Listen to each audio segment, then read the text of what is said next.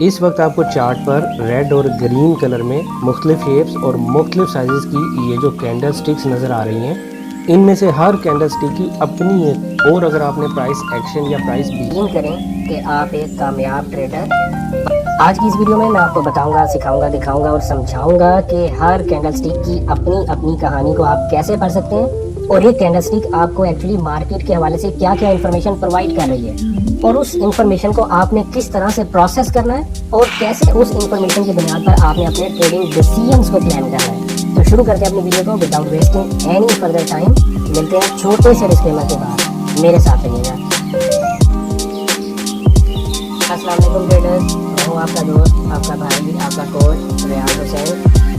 दोस्तों, नॉर्मली लोगों के जहनों में या ट्रेडर्स के जहनों में जो एक बात होती है कि अगर आपने ट्रेडिंग करनी है तो आपको दो तीन बातों का पता होना चाहिए। एक तो आपको ये पता होना चाहिए कि मार्केट का ट्रेंड क्या चल रहा है, और दूसरा इसके अलावा आपको ये पता होना चाहिए कि मार्केट का ट्रेंड आपने निकाल लिया तो आपको मार्केट के पॉइंट ऑफ इंटरेस्ट का पता होना चाहिए। उसके बाद जब प्राइस आपके पॉइंट ऑफ इंटरेस्ट पे आए तो यहाँ से आपने कोई ना कोई सेल एंट्री प्लान कर लेनी है अगर मार्केट का ट्रेंड डाउन पर हमारी दोस्तों। इसमें कोई शक नहीं है कि ये सारी बातें आपको पता होना बहुत जरूरी है, लेकिन सबसे अहम बात आप लोगों को पता होनी चाहिए वो ये कि जब प्राइस आपके पॉइंट ऑफ इंटरेस्ट तक तशरीफ लेकर आएगी तो यहाँ पर आपने क्या कौन सी चीज़ें फाइंड आउट करनी होती है।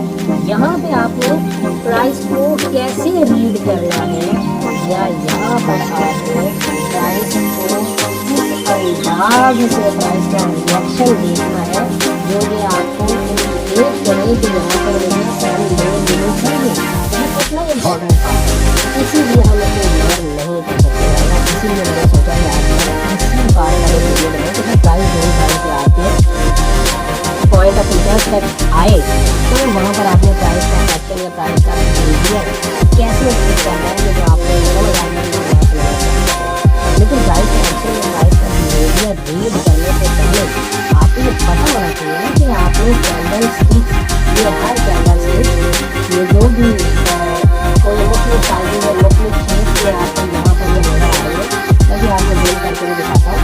आपने इन कैंडल को देखने के बाद कैसे करना है कि मेरा अब इस बार पहुँचने के बाद प्राइस का इंडिकेशन आ गया कि मैंने सेल करना है, तो उसके लिए आपको इन कैंडल स्टिक्स को रीड करना आना चाहिए। आज मैं आपको इन कैंडल स्टिक्स को रीड करना सिखाऊंगा और आपको बताऊंगा कि हर कैंडल स्टिक के पीछे कौन सी स्टोरी है। तो दोस्तों, शुरू करते हैं। मुख्तलिफ किस्म की कैंडल स्टिक्स मैं आपको स्क्रीन पर दिखाता हूँ, चार्ट पे दिखाता हूँ, और उसके बाद मैं उन कैंडल स्टिक्स के बारे में आपको बताऊंगा कि कौन सी कैंडल आपको क्या समझाने और दिखाने और बताने की कोशिश कर रही है। सबसे पहले तो आपको ये पता होना चाहिए कि जो ग्रीन कैंडल है ये इसको हम बाय कैंडल कहते हैं, और ये जो रेड कैंडल है इसको हम सेल कैंडल कहते हैं। बाय कैंडल का जो ओपन होता है वो बॉडी के स्टार्ट से होता है, यानी नीचे से। बाय कैंडल हमेशा ओपन नीचे से देगी और ओपन होने के बाद वो प्राइस उसकी नीचे जाती है, लेकिन यहाँ पर बायर्स टेक ओवर करते हैं और प्राइस फिर ऑल द वे हाई लगाती है, और हाई लगाने के बाद सेलर्स थोड़ा सा हावी होते हैं और प्राइस को यहाँ पर आकर क्लोज कर देते हैं। तो ये जो बीच वाला एरिया है ये बॉडी कहलाती है, और ये जो आपको कुछ लाइंस नजर आ रही हैं, यहाँ पर भी ये लाइन है, देखें ये जो कुछ लाइंस आपको नजर आ रही हैं इन लाइंस को हम विक्स कहते हैं। ये हमारा ओपन होता है, ये हमारा लो है, ये हमारा हाई है, ये वाला जो एरिया है, और ये हमारा क्लोज कहलाता है। इसी तरह रेड कैंडल में भी इसी तरह होता है, लेकिन रेड कैंडल का ओपन ऊपर होता है। ये रेड कैंडल यहां से ओपन हुई, प्राइस बायर खींच के ऊपर तक लेकर गए, लेकिन फिर सेलर्स हावी हो गए और प्राइस को वो ऑल द वे नीचे लेकर गए। यहाँ पर एक लो लगाने के बाद फिर बायर्स ने टेक ओवर किया और प्राइस को यहाँ जाकर क्लोज कर दिया। मेरा ख्याल है ड्राइंग मुझे थोड़ा सा तंग कर रही है, तो मैं इसलिए स्क्रीन को थोड़ा सा कम करता हूँ। अब आप ये देखें कि यहाँ पर आपको मुख्तलिफ शेप्स की कैंडल्स नजर आ रही हैं, मुख्तलिफ साइजेस की कैंडल नजर आ रही हैं। ये जो कैंडल है इसकी अपनी एक दास्तान है, इस कैंडल को रीड करने का तरीकाकार क्या होता है कि आप ये देखें कि प्राइस जहां से ओपन हुई वहीं पर ही आकर ऑलमोस्ट क्लोज हो गई है। तो यहां पर क्या हुआ, ये ग्रीन कैंडल है इसलिए हम इसको एक बाय कैंडल कहेंगे, लेकिन ये बाय कैंडल ऐसी बाय कैंडल है कि जहां पर बायर्स मार्केट को ऊपर लेकर गए लेकिन फिर सेलर्स मार्केट को वापस उसी पॉइंट पर ले आए जहां से प्राइस स्टार्ट हुई थी। ये कैंडल स्टार्ट हुई थी, मैं इस वक्त आर्ली टाइम फ्रेम में हूं, तो ये आर्ली कैंडल को हम डिस्कस कर रहे हैं। आप देख सकते हैं कि यहाँ मुख्तलिफ किस्म के टाइम फ्रेम्स हैं, हर टाइम फ्रेम में इसी तरह की कैंडल्स बनी हुई हैं। तो एक कैंडल एक स्पेसिफिक टाइम फ्रेम को रिप्रेजेंट कर रही होती है। तो मैं इस वक्त 1H टाइम फ्रेम में हूं, तो यहाँ पर जितनी भी कैंडल्स हैं ये every single candle 1H time frame को रिप्रेजेंट कर रही है। ठीक है, इस तरह की कैंडल जो ओपन और क्लोज जिसका ऑलमोस्ट सेम जगह पर हो, इस तरह की कैंडल को हम डॉजी कैंडल कहते हैं। ये वाली जो कैंडल है ये भी हमारी डॉजी कैंडल ही है। और इसके अलावा ये जो कैंडल है आप ये देखें, छोटी छोटी बॉडीज वाली कैंडल जब भी प्राइस मार्केट में बना रही होती है तो ये छोटी छोटी बॉडी वाली कैंडल जो है ये आपको इंडिकेट एक्चुअली ये कर रही होती हैं कि भाई इस वक्त ना बायर को पता है कि क्या करना है, ना सेलर को पता है कि क्या करना है। लोग छोटी छोटी ट्रेड्स तो ले रहे हैं लेकिन उनको मार्केट की डायरेक्शन क्लियर नहीं है। बिल्कुल इसी तरह से अब हम इस बड़ी कैंडल को देखते हैं, इस वाली बड़ी कैंडल को देखें, यहां से ओपन हुई, बायर्स प्राइस को ऊपर लेकर गए लेकिन सेलर्स हावी हुए, ऑल द वे मार्केट नीचे आई। और जब सेलर्स हावी हुए, जब ये लो लगाने के बाद यहाँ पे फिर बायर्स ने टेक ओवर किया और प्राइस यहाँ पर आकर क्लोज हो गई। ये हमारी एक सेल कैंडल बन गई। तो ऐसी कैंडल्स जो कि टॉप से और बॉटम से नॉर्मल विक रखती हो, उनका बॉडी साइज अगर बड़ा भी हो तो ये एक नॉर्मल कैंडल्स होती हैं। ये ऐसी कैंडल्स नहीं है जिनको आप अपनी ट्रेडिंग के लिए इम्पोर्टेंस देकर इनकी बुनियाद पे कोई ट्रेड एंट्रीज को प्लान कर सके। जो इम्पोर्टेंट कैंडल्स होती हैं, पहले तो मैं आपको ये बताऊंगा कि कैंडल्स को आपने रीड करना तो सीख लिया, लेकिन इसके साथ साथ आपने अब प्राइस बिहेवियर कैसे समझना है। मैंने आपको बता दिया कि कैंडल का क्लोज, ओपन, हाई और लो क्या होता है, और ग्रीन कैंडल क्या कहलाती है। ग्रीन कैंडल बाय कहलाती है, रेड कैंडल सेल कहलाती है, open, high, low and close भी पढ़ना आपने सीख लिया। अब ये जो कैंडल के साइजेस कुछ बड़े और कुछ छोटे हैं, इनको हम चार्ट पे कैसे रीड करते हैं। तो देखिए दोस्तों, मैंने अभी थोड़ी देर पहले आपको बताया कि ये जो नॉर्मल साइज की कैंडल्स होती हैं ये नॉर्मल डायरेक्शनल कैंडल होती हैं और इनके बाद नॉर्मली प्राइस कंटिन्यूएशन में ही रहती है। ठीक है, लेकिन ये जो छोटी छोटी कैंडल्स बनती है ना, जब भी आपको प्राइस में, लाइक ये देखें, मार्केट ऊपर जाना शुरू हुई, एक खास पॉइंट पे जाके प्राइस ने छोटी छोटी कैंडल्स बनाना शुरू कर दी और साइडवेज मूव ले ली। तो आपको ये तो पता चल गया कि यार अब प्राइस जो है वो ऊपर जाने के लिए रिलक्टेंट है, वो ऊपर नहीं जाना चाह रही। और इसके साथ साथ इन छोटी छोटी कैंडल्स ने आपको ये भी बताया कि भाई प्राइस जहां से शुरू हो रही थी ऑलमोस्ट वहीं पर आकर क्लोज हो रही है और टॉप से वीक रिजेक्शन मिल रही है हर कैंडल को। और 2-3 कैंडल्स बनने के बाद अगली कैंडल्स ने अपने लो को एक्सटेंड करना शुरू कर दिया है। देखें कितना कुछ मार्केट आपको बता रही है। तो यहीं से आपको पहले से ही समझ आ गई थी कि प्राइस की इंटेंशन ऊपर जाने की नहीं है और प्राइस मजीद नीचे जाना चाहती है। अब आपने सिर्फ और सिर्फ कोई खास किस्म की इंडिकेशन ढूंढनी होती है कि यार मैं किस कैंडल के बनने के बाद एंट्री ले सकता हूं। तो ऐसी सूरत हाल में देखें, इस तरह की जो कैंडल होती है जिसे आप शूटिंग स्टार टाइप कैंडल कहते हैं, या इस तरह की जो कैंडल होती है जिसे आप बेरिश इंगल्फिंग कैंडल कहते हैं, इसके बनने के बाद आप यहां से अपनी सेल एंट्री प्लान कर सकते थे और आपका स्टॉप लॉस जो था वो इस कंसोलिडेशन जो पीरियड था इसके ऊपर आप कहीं पर भी अपना स्टॉप लॉस प्लान कर लेते। तो प्राइस आपको भाई हर दफा बता रही होती है कि आप मार्केट में क्या होने जा रहा है।